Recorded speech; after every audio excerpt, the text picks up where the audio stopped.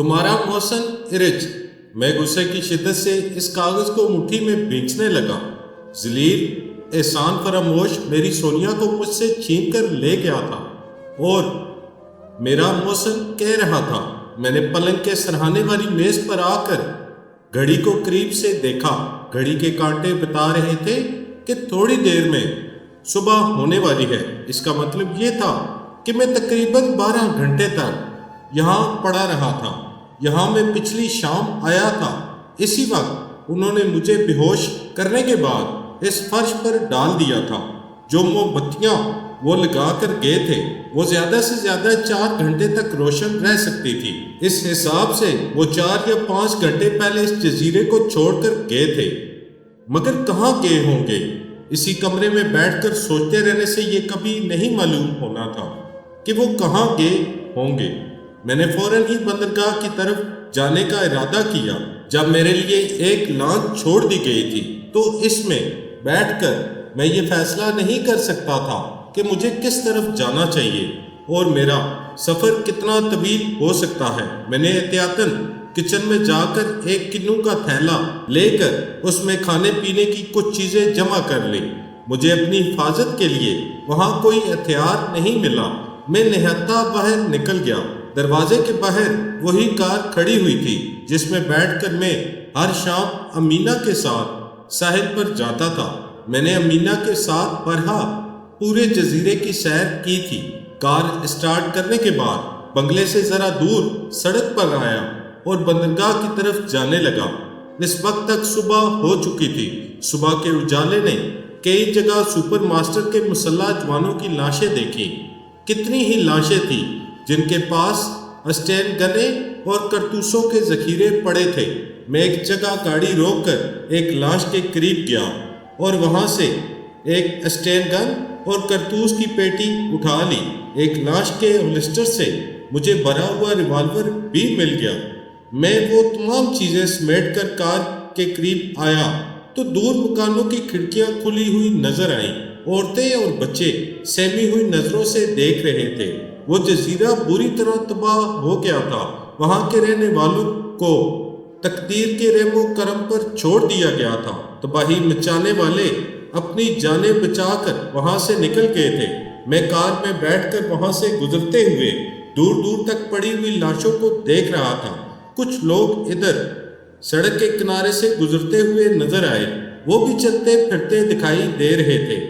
جب میں بندرگاہ کی ایک برخ پر پہنچا وہاں لانچ کے عرصے پر ایک نوجوان اسٹین گن لیے کھڑا تھا۔ میری کار رکتے ہی وہ تیزی سے چلتا ہوا قریب آیا۔ چلو آؤ، ہم بہت دیر سے تمہارا انتظار کر رہے تھے۔ میں کار کا دروازہ کھول کر باہر نکلنے کے لیے اسٹین گن اٹھانے لگا۔ اس نے فوراً ہی اپنی اسٹین گن کا رخ میری جانب کرتے ہوئے کہا، خبردار، تم اپنے پاس کوئی ہتھیار نہیں رکھو گے۔ آخر کیوں؟ میں نے پلٹ کر پوچھا۔ ہم نہیں جانتے، یہ ارج کا حکم ہے۔ ارج کہاں ہے؟ وہ 2 گھنٹے پہلے یہاں سے ایک بحری جہاز میں بیٹھ کر جا چکا ہے۔ کیا وہ سونیا کو ساتھ لے گیا ہے؟ ہاں، وہ نہیں جانا چاہتی تھی لیکن اسٹین گن کی زور پر ایسے چلی جیسے اب تم چلو گے۔ میں نے خالی ہاتھ کار سے باہر نکلتے ہی ہوئے پوچھا، تم مجھے اس لانچ کے ذریعے کہاں لے جاؤ گے؟ ارج کا حکم ہے کہ تمہیں بینکاک لے جا کر چھوڑ دیا جائے۔ میں نے نظریں اٹھا کر لانچ پر کھڑے ہوئے مسلح جوانوں کو دیکھا۔ میرا دماغ تیزی سے سوچ رہا تھا کہ میں ان دونوں مسلح جوانوں سے کس طرح نمٹ سکتا ہوں۔ میں نے ذرا وقت ضائع کرنے کے لیے پھر ایک سوال کیا، سونیا کا باپ بنجامن کہاں ہے؟ ارج گوشت کھاتا ہے اور ہڈیاں پھینک جاتا ہے، اسی لیے وہ سونیا کو ساتھ لے گیا ہے اور اس بوڑھے کو تمہارے لیے چھوڑ گیا ہے۔ بنجامن اسی لانچ کے کیبن میں موجود ہے۔ تم یہاں کھڑے رہ کر وقت کیوں ضائع کر رہے ہو؟ کیا ہے تمہارے دماغ میں؟ یاد رکھو، تم ہمارے خلاف ذرا بھی حرکت کرو گے تو ہم بے دریغ فائر کر دیں گے۔ میں اس کے حکم کے مطابق آگے بڑھا، پھر رک کر بولا، میں اپنے ساتھ کھانے کی کچھ چیزیں لایا ہوں، اسے تو ساتھ لینے دو۔ نہیں، لانچ میں کھانے کا سامان وافر مقدار میں موجود ہے۔ میں تم سے زیادہ کھانے کی فکر میں ہوں، جلدی چلو۔ اس نے اسٹین گن کی نال سے میری پشت پر ٹہوکا دیا۔ مجھے مجبوراً آگے بڑھنا پڑا۔ اگر وہ تنہا ہوتا تو میں موقع پا کر اس سے لپٹ جاتا، مگر عرشے پر دوسرا نوجوان مستعد کھڑا ہوا تھا۔ مجھے بدکتے دیکھ کر فوراً ہی وہاں سے فائرنگ شروع کر دیتا۔ میں چپ چاپ سیڑھیاں چڑھتا ہوا لانچ پر آ گیا۔ اس نے مجھے حکم دیا کہ میں سیڑھی اوپر کھینچ لوں۔ میں اس کے حکم کے مطابق اس سیڑھی کو لانچ کے تختے پر کھینچنے لگا۔ پھر اس نے مجھ سے کہا کہ اس سیڑھی کو اٹھا کر ایک طرف رکھ دوں۔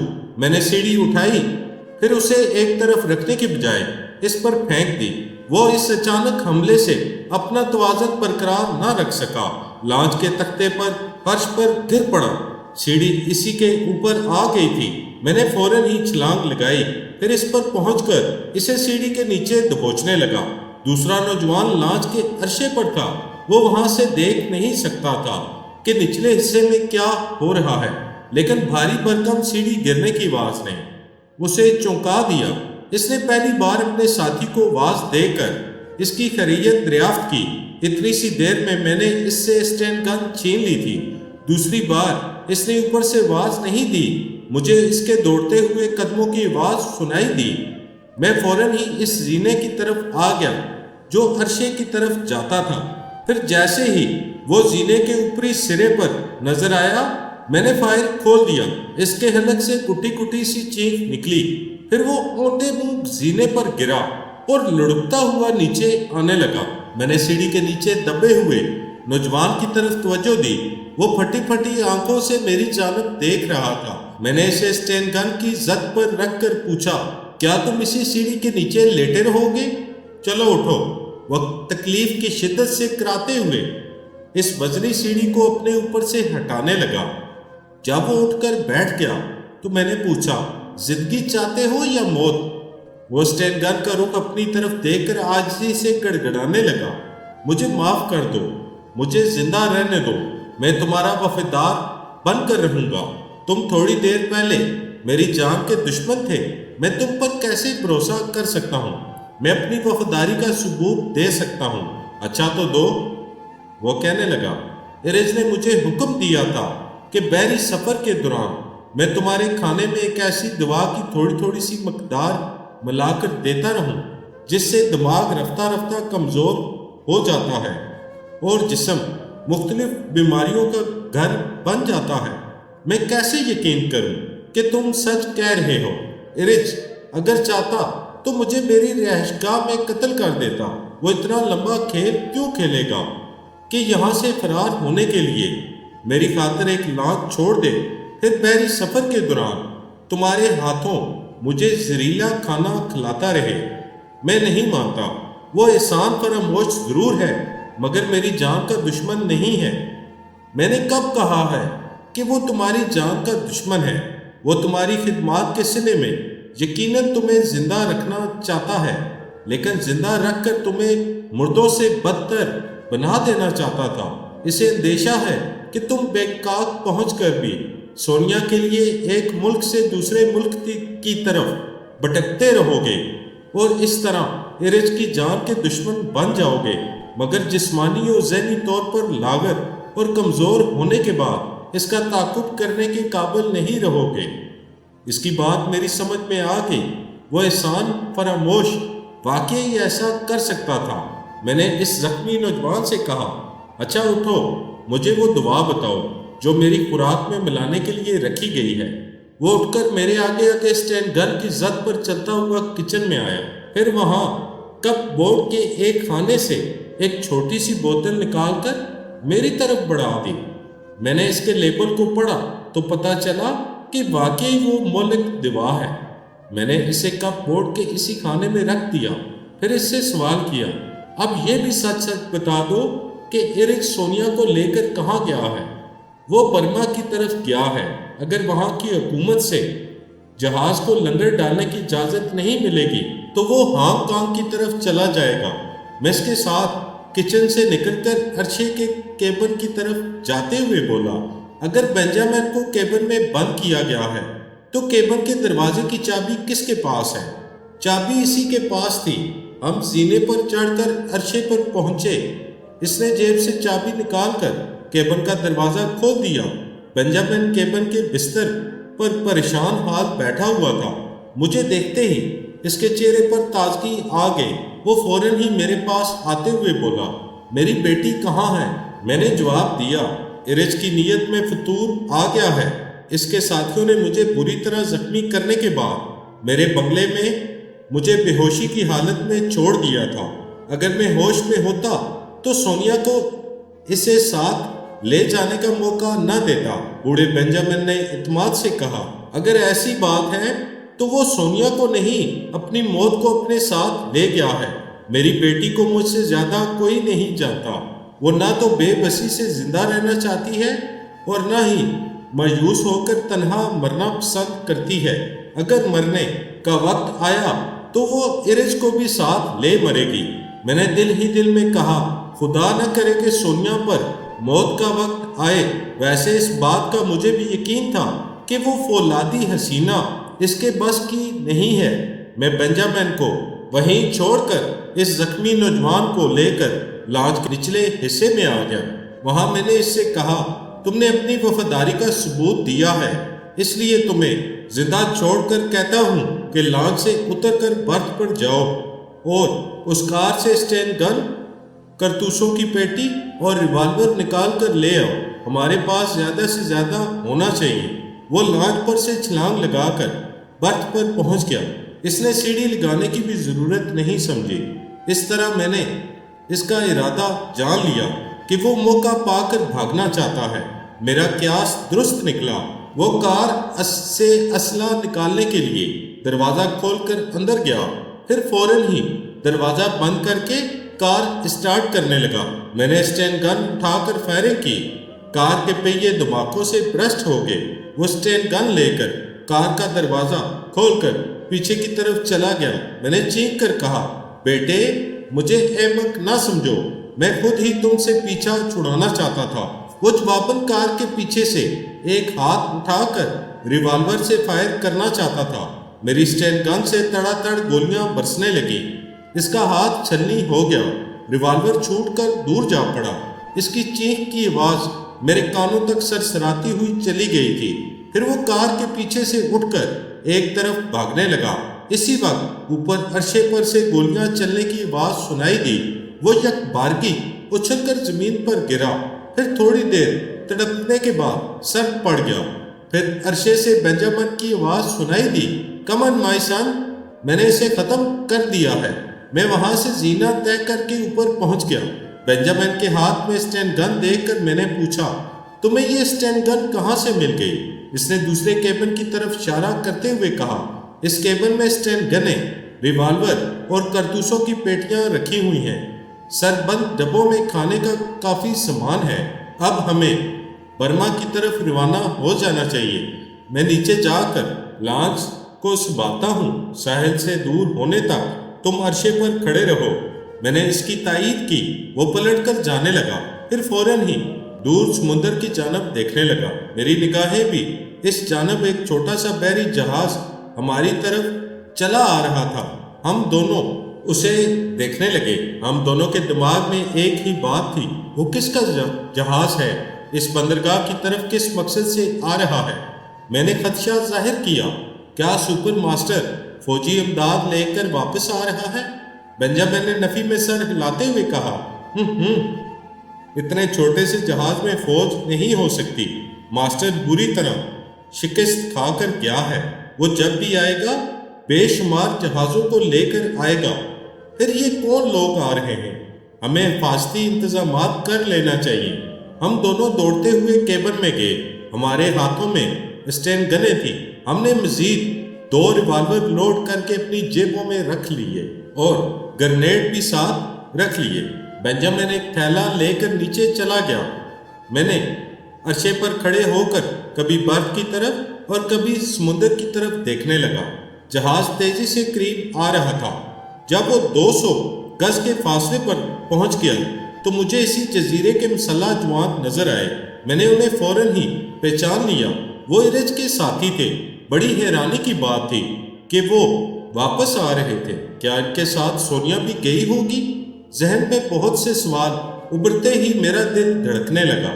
میں کیبن کی آڑ میں کھڑے ہو کر لمحہ ب لمحہ قریب آتے انہیں دیکھ رہا تھا۔ تقریباً 50 گز کے فاصلے پر انہوں نے اپنے ساتھیوں کو آواز دی۔ جب میری مقبوضہ لانچ پر سے جواب نہ ملا تو وہ ایک سفید کپڑے کی صلح کی جھنڈی کے طور پر لہراتے ہوئے میرا نام پکارنے لگے۔ فرحاد، اگر تم لانچ میں موجود ہو تو سامنے آ جاؤ، ارج تم سے کچھ کہنا چاہتا ہے اور تمہاری سونیا کو واپس کرنے آیا ہے۔ میرے دل کی دھڑکنیں خوشی سے پاگل ہو گئی۔ میری سونیا واپس ملنے والی تھی، لیکن اس سے پہلے کہ میں کیبن کی آڑ سے نکل کر ان کے سامنے جاتا، لانچ کے نچلے حصے سے بینجامن نے چینک کر کہا، فرحاد، ان کے فریب میں نہ آنا، میں بوڑھا ہوں، مجھے اپنی زندگی کو داؤ پر لگانے دو، میں تمہارا نمائندہ بن کر اس جہاز میں جاؤں گا، ارج سے باتیں کروں گا۔ اب وہ لوگ جہاز کو برف سے لگا رہے تھے اور لنگر ڈال رہے تھے۔ ارج کے ایک ساتھی نے جواباً کہا، مسٹر بینجامن، ہمیں منظور ہے، تم یہاں آؤ، ارج سے باتیں کرو اور اپنی بیٹی کو اپنے ساتھ لے جاؤ۔ پھر مجھے نیچے سے ایسی آوازیں آنے لگی جیسے بینجامن برف تک پہنچنے کے لیے سیڑھی لگا رہا ہو۔ بینجامن کے سمجھانے سے بات سمجھ میں آ گئی، ورنہ میں تو سونیا کو واپسی کے خیال سے ہی دیوانہ ہو گیا تھا۔ مجھے اس کے اصول کے سوا آس پاس کوئی خطرہ نظر نہیں آیا۔ اب میں سنجیدگی سے سوچ رہا تھا کہ ارج کیوں صلح کرنے کے لیے واپس آیا ہے؟ اگر آ ہی گیا ہے تو پھر خود سامنے کیوں نہیں آ رہا ہے؟ وہ سونیا کو لے کر دور سمندر میں چلا گیا تھا، برما یا ہانگ کانگ جانے کا فیصلہ کر چکا تھا۔ اب واپسی کی کوئی معقول وجہ سمجھ میں نہیں آ رہی تھی، جبکہ واپسی میں خطرہ ہی تھا۔ سپر ماسٹر یہاں کسی وقت بھی انتقام لینے کے لیے پہنچ سکتا تھا۔ اس وقت یہ چکر کچھ سمجھ میں نہیں آ رہا تھا۔ میں نے بینجامن کو دیکھا، وہ جہاز کی سیڑھیاں چڑھنے کے بعد کیبن کی طرف جا رہا تھا۔ تمام مسلح نوجوان استقبالیہ انداز میں لڑ کھڑے ہوئے تھے۔ اس جہاز میں کتنے ہی کیبن تھے۔ ایک مسلح گارڈ نے بینجامن کو ایک دروازے کے سامنے پہنچا دیا۔ میں اپنی لانچ میں جہاں کھڑا ہوا تھا وہاں سے وہ دروازہ نظر آ رہا تھا۔ بینجامن وہاں کھڑا ہوا تھا مگر دروازہ نہیں کھل رہا تھا۔ تھوڑی دیر بعد سمجھ میں آیا کہ وہ بند دروازے کے پیچھے کسی سے بات کر رہا ہے۔ اتنی دور سے اس کے لب ہلتے ہوئے نظر نہیں آئے، لیکن کبھی انکار میں اور کبھی اقرار میں ہلتا ہوا سر نظر آ رہا تھا۔ پھر بینجامن نے ارج کے خاص آدمیوں کو آواز دے کر وہاں بلایا۔ اس کے 4 قابل اعتماد ساتھی دروازے کے سامنے آ کر کھڑے ہو گئے۔ اب وہ بھی بند دروازے سے ہونے والی باتیں سن رہے تھے۔ ان کے انداز سے پتہ چل رہا تھا کہ وہ اپنے باس کا کوئی حکم سن رہے ہیں۔ پھر وہ چاروں جہاز میں ادھر ادھر ہو کر اپنے ساتھیوں کو حکم دینے لگے، ساتھیوں، اپنے ہتھیار اس جہاز میں چھوڑ کر برف پر چلے جاؤ، یہ ہمارے باس کا حکم ہے۔ یہ حکم سنتے ہی سب لوگ پریشان ہو گئے۔ کچھ لوگ ہتھیار پھینک کر برف کی طرف جانے لگے اور کچھ انکار کرنے لگے، لیکن تھوڑی دیر کی بحث کے بعد انہیں جانا پڑا۔ ارج کے 4 قابل اعتماد ساتھی بھی وہاں سے چلے گئے۔ جہاز خالی ہو گیا۔ بینجامن نے جہاز کے عرصے پر پھر تمام کیبنوں میں، اس کے بعد جہاز کے نچلے حصے میں اچھی طرح تلاشی لی۔ جب اسے اطمینان ہو گیا کہ اب وہاں ارج کا کوئی ساتھی نہیں ہے تو اس نے مجھے آواز دی، ہیلو مائی سن، اب تم یہاں آ سکتے ہو، کوئی خطرہ نہیں ہے۔ میں نے برف کی جانب دیکھا۔ ارج کے تمام نہتے ساتھی برف سے دور جا کر فوجیوں کی طرح مختلف قطاروں میں کھڑے ہو گئے تھے۔ میں نے اسٹین گن سنبھالی، گرنیڈ کا تھیلا اٹھایا، پھر لانچ سے اتر کر برف پر آ گیا۔ وہ لوگ مجھ سے تقریباً 20 گز کے فاصلے پر کھڑے ہوئے تھے۔ زیادہ فاصلہ نہ تھا۔ وہ چاہتے تو نہتے ہونے کے باوجود چاروں طرف سے مجھ پر پل پڑتے۔ میری اسٹین گن سے کچھ لوگ زخمی ہوتے اور ہلاک ہوتے، مگر باقی بچنے والے مجھے اپنا قیدی بنا سکتے تھے۔ میں بڑے ہی محتاط انداز میں چلتا ہوا جہاز کے زینے تک پہنچا۔ بڑی حیرانی کی بات تھی کہ ان میں سے کسی نے بھی میرے خلاف کوئی قدم نہیں اٹھایا۔ میں جہاز پر میں آ کر اوپر عرصے پر پہنچا۔ بینجامن ہاتھ میں اسٹین گن لیے برف کی طرف دیکھ رہا تھا۔ وہ نہیں چاہتا تھا کہ ہماری ذرا سی غفلت سے فائدہ اٹھا کر ارج کے ساتھی پھر جہاز پر پہنچ جائیں۔ اس نے مجھے دیکھتے ہی کہا، میں جہاز کے زینے کی نگرانی کر رہا ہوں، اگر وہ لوگ زینے کے قریب آئیں گے تو میں فائرنگ شروع کر دوں گا۔ تم کیبن نمبر 1 کے دروازے پر جا کر سونیا سے کہہ دو کہ اب وہ باہر آ جائے۔ میں نے کیبن نمبر 1 کے دروازے پر دستک دی۔ میری جان، باہر آ جاؤ۔ میری آواز سنتے ہی وہ ایک جھٹکے سے دروازہ کھول کر آئی اور ایک دم سے والہانہ انداز میں مجھ سے لپٹ گئی۔ میں کبھی سوچ بھی نہیں سکتا تھا کہ اتنی دور جانے والی اچانک ہی اتنی جلدی اتنے قریب آ جائے گی۔ اسے چومنے کے دوران میں نے کھلے ہوئے دروازے سے کیبن کی طرف دیکھا۔ کیبن کے فرش پر ارج زخمی حالت میں پڑا ہوا تھا۔ میں نے سونیا کے ساتھ اندر آتے ہوئے پوچھا، یہ خود کو فاتح اعظم سمجھتا تھا، اب یہ چاروں شانے چت کیسے ہو گیا ہے؟ سونیا نے اسے ایک ٹھوکر مارتے ہوئے کہا، اس نے مجھے اس کیبن میں بند کر دیا تھا۔ مجھے بند کرنے سے پہلے مجھ سے میرے ہتھیار چھین لیے تھے۔ اس کے ساتھیوں نے میرے لباس کے اندر تلاشی نہیں لی تھی۔ اس نے اپنے ساتھیوں کو اس لیے منع کر دیا تھا کہ یہ گلفام بن کر میرے لباس تک پہنچنا چاہتا تھا۔ جہاز جب اس بندرگاہ کو چھوڑ کر سمندر میں پہنچ گیا تو یہ شراب کے نشے میں لڑکھڑاتا ہوا میرے پاس آیا، پھر دروازے کو بند کرنے کے بعد کہنے لگا، تمہارا فرہاد میری رمنا سے کھیل چکا ہے، میں چاہتا ہوں تو اسے قتل کر دیتا، لیکن میں اسے تڑپا تڑپا کر مارنا چاہتا ہوں۔ میرے ساتھی اس کے کھانے میں ایسی دوا ملایا کریں گے جو اسے ہمیشہ کے لیے بیمار اور کمزور بنا دے گی۔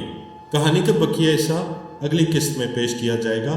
جاتے جاتے بس یہی آپ سے ایک چھوٹی سی درخواست کریں گے کہ چینل کو ضرور سبسکرائب کریں اور بیل آئیکن پر ضرور کلک کریں تاکہ آگے بھی آپ کو کہانی کی بقیہ کے ساتھ بآسانی ملتی رہیں۔